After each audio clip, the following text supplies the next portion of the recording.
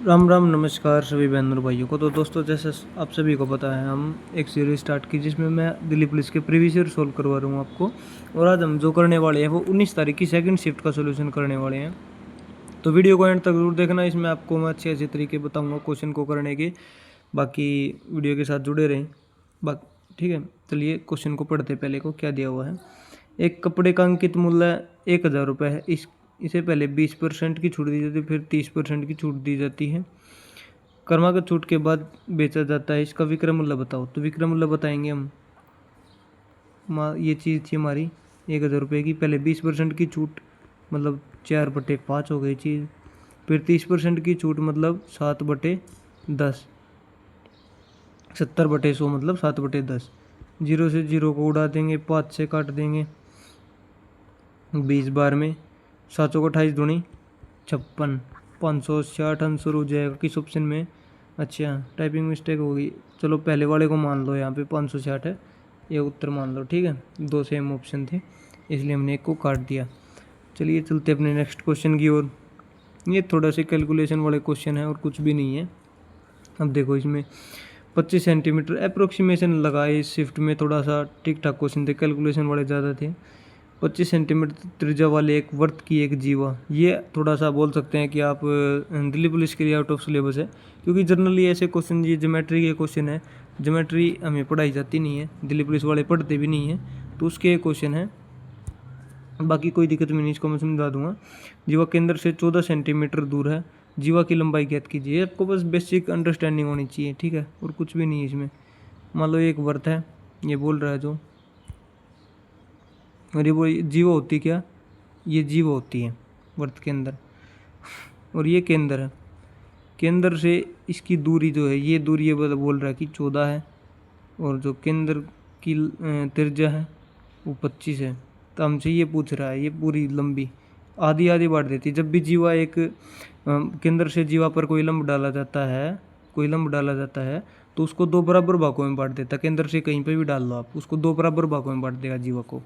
ठीक है, तो ये हम यहाँ पे वो लगाएंगे, क्या बोलते हैं उसको यार, थ्योरम होती है एक, उसका नाम भी हम याद नहीं आ रहा, उससे निकल जाएगा। तो उसको होती क्या है वैसे वो 25 इसका स्क्वायर, जो ओरिजेंटल होता है उसका स्क्वायर, बराबर है हमारे 14 के स्क्वायर प्लस जो ये जो हमारी बच गई x, इसका स्क्वायर। ठीक है, 25 का स्क्वायर 625 माइनस 14 का 196 बराबर आ जाएगा हमारा एक्स स्क्वायर के। ठीक है जी, अब इसको हम करेंगे, इसमें से माइनस करेंगे वो 96 है ये, इसमें से इसको माइनस करेंगे, 15 में से 6 गए 9, और 11 में से 9 गए 2, 5 में से गया 4, 429। अब 429 किसके आसपास है। अब इसका अंडर रूट निकाल देंगे, यहाँ से हट जाएगा, यहाँ पे आ जाएगा। अरे यार सॉरी भैया, यहाँ पे अंडर रूट निकालना है इसका। अंडर रूट किसका आएगा, ये आपका बनेगा 20 पॉइंट समथिंग के करीब, 25.5 लगा लो, और 25.5 हम लगाते हैं 20, क्योंकि 20 का जो स्क्वायर होता है वो 400 होता है, तो 20 से थोड़ा सा ज़्यादा है जी। तो 20.5 का 20.5 का स्क्वायर हो जाएगा। ये अप्रोक्सीमेशन नहीं करना पड़ेगा भाई, अंदाज़ा ही लगाना पड़ेगा, और कुछ नहीं कर सकते, और अंदाजे से ही उत्तर लगेगा।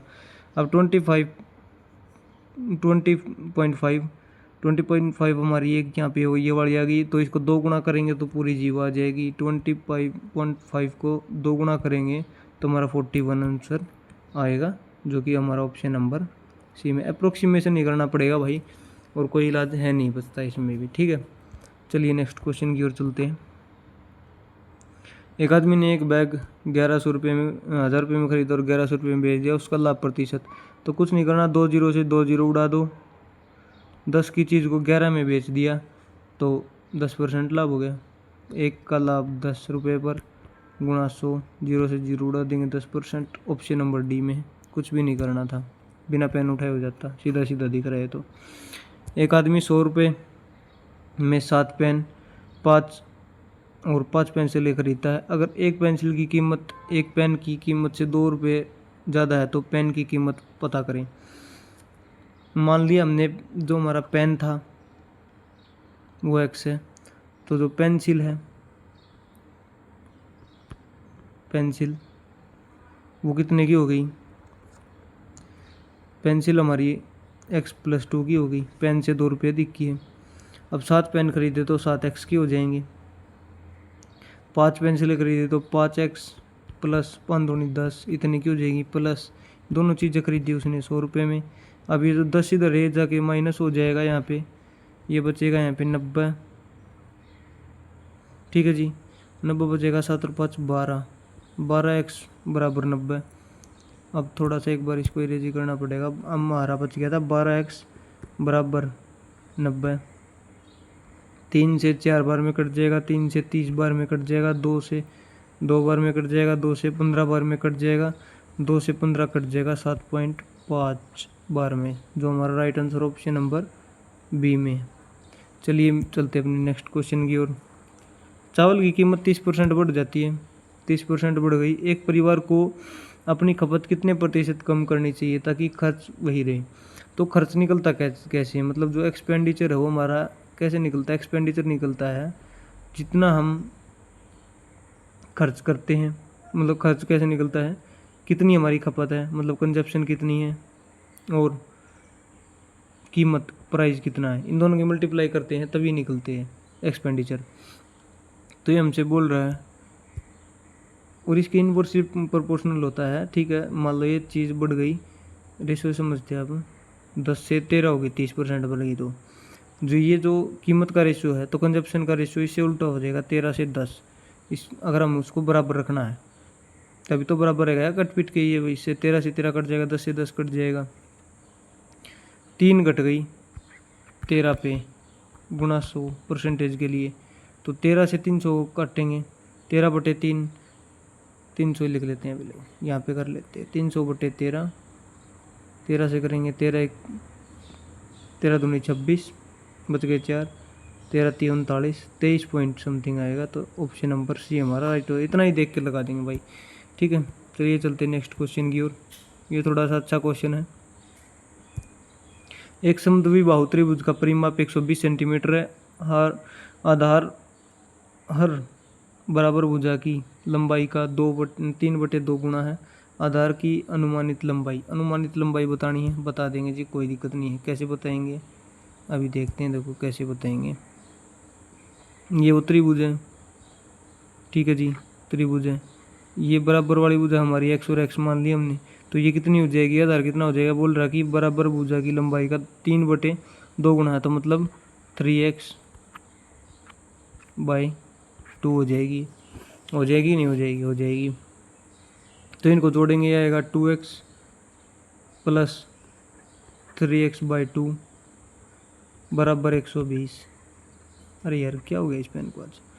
ठीक है जी, अब यहाँ इसको क्रॉस मल्टीप्लाई करेंगे, फिर दोनों तरफ 2 से गुणा कर देंगे, तो यह आएगा हमारा 4x प्लस 3x बराबर, दोनों तरफ 2 से गुणा कर देंगे, यहाँ भी 2 से गुणा कर देंगे और यहाँ भी 2 से गुणा कर देंगे। ठीक है, दोनों तरफ सेम मल्टीप्लाई करने से कोई फ़र्क नहीं पड़ता है।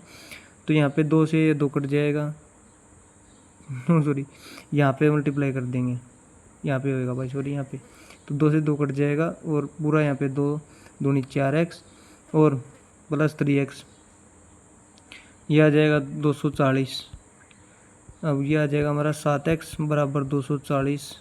7 से काटेंगे इसको, 7 अच्छे से लिख लेते भाई इसको यार, 240 को 7 से भाग दे रहे थे हम। ठीक है जी, तो 7 एकम 7, 7 21 बच गए 3, 7 चौक 28 बच गए 2, 7 दूनी 14 बच गए 6, 7 8 56। 2 पॉइंट तक ले लेंगे क्योंकि इन्होंने भी 2 पॉइंट तक लिया हुआ है। 34.28 आया हमारा। ये हमारी किसकी वैल्यू आई थी? ये हमारी x की वैल्यू आई थी जो हमने मानी थी बराबर वाली भुजाएं। एक सेकंड भाई, बराबर वाली भुजाएं मानी थी जो हमने, ये वाली, ये बराबर भुजाएं मानी थी, ये हमने x मानी थी। x की वैल्यू आई है हमारी, कितनी आई थी? 34.28 ये आई थी। ठीक है, अब ये आई थी तो हमसे पूछा क्या है? हमसे पूछा है 3x बाई 2, ये हमसे पूछा है तो कर देंगे। 3x x की जगह x की वैल्यू रख देंगे, तो 3/2 गुणा 34.28, 2 से काट देंगे, 17/14। अब इसको 3 गुना करेंगे तो ये आएगा हमारा 17×51.14, मतलब 42। ठीक है, और ये अप्रोक्स किसकी है, अप्रोक्सीमेशन से किया तो अप्रोक्सी मानेंगे, अप्रोक्स करके इसने बता रखा 51.43 आंसर आएगा इसका, ऑप्शन नंबर ए। ठीक है जी, चलिए चलते हैं नेक्स्ट क्वेश्चन की ओर। एक काम को 6 दिन में पूरा करता है, बी उसे 9 दिन में पूरा करता है, सी उसे 18 दिन में पूरा करता है।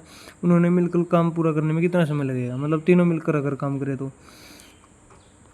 ये 6 दिन में कर रहा है, बी 9 दिन में कर रहा है और सी 18 दिन में कर रहा है।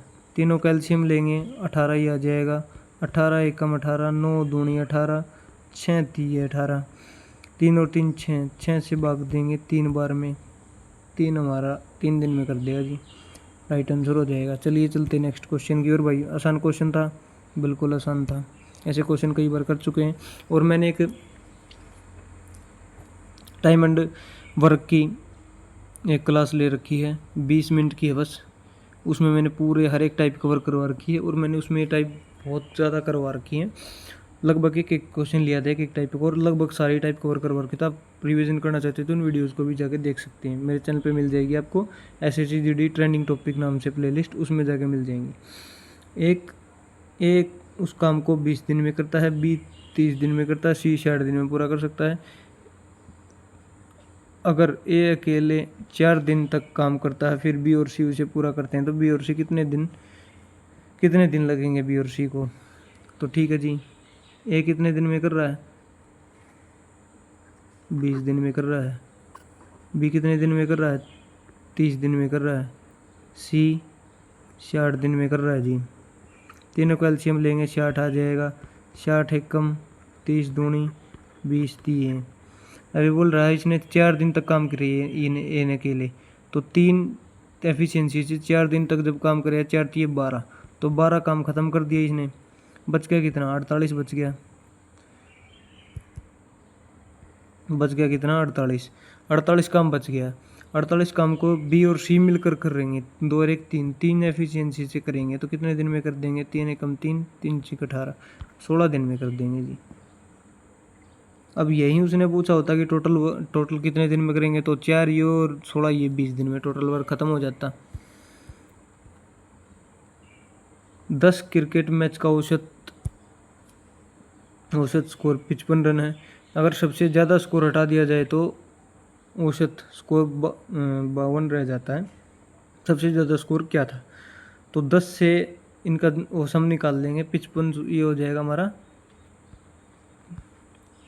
550, और 9 गुणा करेंगे तो 9 दूनी 18 का 88 लगी, 1 9 5 45 और 1 46, 10 में से 8 गए 2, 14 में से 6 गए 8 और 4 में 4 गए 0, मतलब 82 हमारा राइट आंसर हो जाएगा। इतना आसान था, कुछ भी नहीं है। ठीक है जी, चलिए चलते नेक्स्ट क्वेश्चन की ओर। कल भी ऐसा क्वेश्चन करवाया था एक, आज भी देख लो। अंडररूट के अंदर है, प्लस वाली चीज़ चल रही है। अब बोलोगे सर इसको क्या भाई, इसको कैसे तोड़ोगे, तो तोड़ दिया, 1 गुणा 2 में तोड़ दिया हमने, प्लस है तो बड़ा वाला आंसर हो जाएगा, और बताया था मैंने, डी ऑप्शन हमारा राइट आंसर हो जाएगा। चलिए चलते नेक्स्ट क्वेश्चन की ओर। देखो ये क्वेश्चन आपको होमवर्क दूंगा मैं, इसका फॉर्मूला बता देता हूँ, क्योंकि मेंसुरेशन के ज़्यादा क्वेश्चन आ रहे हैं और अप्रोक्सीमेशन के हैं। जब तक आप, अगर मैं इस वीडियो में इसको सोल्व करूँगा तो ज़्यादा लंबी हो जाएगी भाई, ऐसा नहीं कि मुझे नहीं आता है, ठीक है। अगर मैं पढ़ा रहा हूँ, सोल्यूशन करवाता हूँ तो मुझे आता ही मिलेगा, ठीक है। लेकिन ये वीडियो ज़्यादा लंबी ना हो, इस कारण से मैं इसका नहीं दे रहा। मैं आपको फॉर्मूला बता देता हूँ। एक गोलार्ध मतलब अर्धगोले का कुल सतही क्षेत्रफल, कुल पृष्ठीय क्षेत्रफल होता है 3 पाई आर स्क्वेयर, ठीक है जी। और ये इसने आयतन पूछा, इसकी वैल्यू दी हुई है, आपको मैं सीधे बता देता हूँ, कुछ भी नहीं इसमें, इसकी वैल्यू दी हुई है, और इसका आयतन होता है हमारा 2/3 पाई आर क्यूब, ठीक है जी। आयतन इसकी वैल्यू निकालनी है, इसकी वैल्यू दी हुई है, इसकी निकालनी है, और आंसर कमेंट में बता देना भाई क्या होगा। स्क्रीनशॉट ले लो, चाहे अब मैं इसको इरेज करूँगा, ठीक है जी। चलिए नेक्स्ट क्वेश्चन की ओर चलते हैं। ये आपका होमवर्क है भाई, होमवर्क HW है ये आपका HW। एक गोले की त्रिज्या ज्ञात कीजिए जिसका आयतन 64 पाई सेंटीमीटर स्क्वायर है। तो गोले का जो आयतन होता है वो कितना, 4/3 पाई R³ होता है। ये हमें 64 दिया हुआ है, 64 दिया हुआ है, 64 पाई दिया हुआ है। तो पाई से पाई कट जाएगा, 4 से काट देंगे, 16 बार में कट जाएगा, 16 3 48 √R³ की वैल्यू आ जाएगी हमारी 48। अब ये किसी का क्यूब तो है नहीं, तो अप्रोक्सीमेट ही जाना पड़ेगा। अब ये देखो कि किसके क्यूब के बीच में ये हमारा 3 का क्यूब कितना होता है 27, और 4 का कितना होता है 64। तो इन दोनों के बीच में ही है, और ज़्यादा तो 64 के करीब है, तो 4 के लगभग का पाएगा, 3 3.5 से थोड़ा सा बड़ा, मतलब 3.63 हमारा राइट आंसर हो जाएगा। चलिए चलते नेक्स्ट क्वेश्चन की ओर। यदि M/N 10/15 दिया हुआ है, N और K का 3/6 दिया हुआ है, तो N M और K का रेशो क्या होगा। तो इसमें से सीधा कॉमन ले लो, 5 से काट देंगे 2 बार में, 5 से काट देंगे 3 बार में। N दोनों जगह सेम हो गया, यहाँ पे भी 3 यहाँ पे भी 3, मतलब रेशो सीधा आ जाएगा 2/3/6। कुछ भी नहीं करना पड़ा भाई। ठीक है जी, ऑप्शन नंबर C हमारा करेक्ट हो जाएगा। चलिए चलते हैं नेक्स्ट क्वेश्चन की ओर।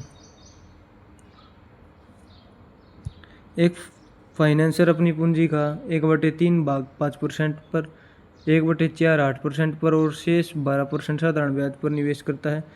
कुल वार्षिक ब्याज 1340 रुपये। कुल राशि, कुल पूंजी कितनी है। ठीक है जी, बता देंगे, कोई दिक्कत नहीं। इसमें भी बहुत ज़्यादा अप्रोक्सीमेशन, इतना अप्रोक्सीमेशन मेरे हिसाब से होना नहीं चाहिए जितना इन्होंने किया यार, वही नहीं तो फिर आंसर ही कैसे लगाएगा कोई। ठीक है, अब 1/3 है, 1/3 भाग, तो 1/3 गुणा 5, तो ये हो जाएगा हमारा 5/3, 5/3% ब्याज आ गया यहाँ से। 1/4 गुणा 8, तो 4 से 2 बार में कट जाएगा, तो 2% ब्याज आ गया यहाँ से हमारा। बच गए कितने, 3 चौक 12, 12 में 4 3 7, बच गए 5, तो 5/12 बच गया हमारा। और ये 12% ब्याज, 12% है तो 12 से 12 कट जाएगा, 5% ब्याज यहाँ से आ गया। तो 5 और 2 7, 5 और 2 7, 7 प्लस 5/3, 7 21 और 5 26/3 हमारा ब्याज आया टोटल। और ये बोल रहा है कि 1340 रुपये है, तो 1340 है, ये बोल रहा है कि 1340 है, तो 1340 बटे में 26 गुणा 3, और ये 100% की वैल्यू पूछ रहा है, टोटल पूछ रहा है, कुल पूंजी, तो 100 से गुणा कर देंगे। 2 से काटेंगे 13 बार में कट जाएगा, 2 से काटेंगे 2 6 12, एक बार इसको इरेज ही कर लेते हैं भाई, कोई दिक्कत नहीं है। कितना बच गया था हमारा, ये आ गया था 1340 बटे में 26 गुणा 3 गुणा 100 की वैल्यू मुझसे पूछी थी, इतने की वैल्यू दे रखी थी। तो 2 से काटेंगे 13 बार में कट जाएगा, 2 से काटेंगे 2 6 12, 1 2 7, ये आ जाएगा। अब इसको 3 से गुणा कर देते हैं, 3 से गुणा करेंगे तो लास्ट में 3 जीरो लगा देंगे, फिर बस 3 जीरो पहले लगा दी, 3 7 21 का 1 का 80 लगी 2 6 18 8 2 20, ये आएगा हमारा। अब इसको 13 से भाग करेंगे, 13 से भाग करेंगे या इधर लिख लेंगे, 13 1 कम 13, 13 1 कम 13, बच गए 7, ऊपर ही आ जाएगा यार, छोड़ इसको। 13 1 कम 13, बच गए 7, 13 5 65, बच गए 6, 13 चौके 52, बच गए 8, 13 सते, मतलब 15,000 के करीब में आएगा, 15,500 के करीब में। आगे आप कर लेना सोल्व, कोई दिक्कत नहीं। वैसे तो कहाँ पे मैं यार भीतर ध्यान से उतर गया क्या जगह बात। 13 1 कम 13, बच गया 7, 13 5 65 6, 13 चौके 52, 8 80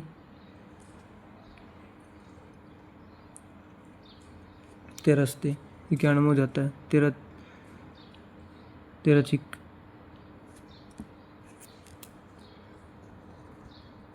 78 13 छिक 78 हो गए और बच गए 2। 13 छिक 78 2, फिर आ गया 13 एकम 13, बस ये आएगा, फिर पॉइंट आ जाएगा और फिर चलेगा ऐसे ही। पॉइंट आने के बाद यहाँ पे पॉइंट आ गया ना, हाँ वैसे ही चलेगा। तो ये 15,461 पॉइंट समथिंग के करीब है अप्रोक्सीमेशन। अब इसको 2 ही मान लेते हैं, 15,462 है। तो 15,462 किसके आसपास है, और कोई तो इतना ऑप्शन आसपास है नहीं, तो 16,000 ही आसपास है, यही हमारा राइट आंसर हो जाएगा। और एसएससी ने भी भाई यही माना है। अब देख लो 400 400 500 500 तक ज़्यादा अप्रोक्सीमेशन मान रहा है, तो भाई कुछ भी हो सकता है, मतलब क्या ही बोलें इस चीज़ के बारे में तो हम। ठीक है, चलिए चलते नेक्स्ट क्वेश्चन की ओर। अब जो ये क्वेश्चन था ना, वो जो क्वेश्चन मैंने छोड़ा है, बताया आपको कि आप घर से करना, वो इससे भी ज़्यादा कैलकुलेशन वाला था। अब ये बताओ, ऐसे तो भाई इतना टाइम लग जाएगा वीडियो में, तो इसलिए मैंने आपको वो होमवर्क बताया था। ठीक है जी, ऐसा नहीं है कि मुझे वो नहीं आता था, मैंने फॉर्मूला बताया तो मैं निकाल भी सकता था, और यूट्यूब पे सॉल्यूशन करवा रहा हूँ तो जाहिर सी बात है मुझे आता मिलेगा। ठीक है, ऐसा मत सोचना कि भाई नहीं आता था। एक फाइटर जेट 4 घंटे में 2800 किलोमीटर चलता है। एक कमर्शियल एयरलाइन की गति जेट से 65% कम है, वह 3 घंटे में कितनी दूरी तय करेगी। ठीक है जी, 2800 की दूरी है, टोटल 4 घंटे में चलता है, तो ये हमारी 700 की स्पीड आ गई जी।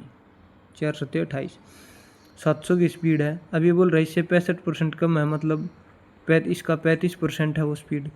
ठीक है जी, ये हो गया हमारी 35% आ जाएगी यहाँ से, 2 जीरो से 2 जीरो कट जाएंगी, गुणा। अब ये बोल रहा है 3 घंटे में कितनी जाएगी, तो 3 घंटे में इतनी चली जाएगी। तो देख लो कितना आ गया, 7 पंजे 35, मतलब लास्ट में 5 ही आएगा, 735 उत्तर आ जाएगा, मतलब लास्ट में यूनिट डिजिट से मैच कर लेंगे, सारे अलग हैं तो 5 ही आएगा। ऑप्शन नंबर बी हमारा राइट आंसर हो जाएगा। इसी के साथ भाई आज की क्लास हमारी ख़त्म होती है, बाकी मिलते हैं अपनी नेक्स्ट वीडियो में। जय हिंद जय भारत, और कमेंट करके बता देना भाई क्लास कैसी लगी, वीडियो को शेयर कर देना। बाकी आप रिव्यू दोगे क्लास के, तभी आगे कुछ ऐसा सोच पाऊँगा भाई मैं भी, ऐसा तो है नहीं कि मैं बिना उसके कर दूँ।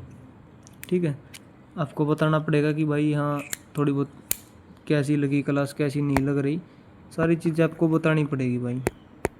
ठीक है जी, मिलते हैं अपनी नेक्स्ट वीडियो में, तब तक के लिए जय हिंद जय भारत।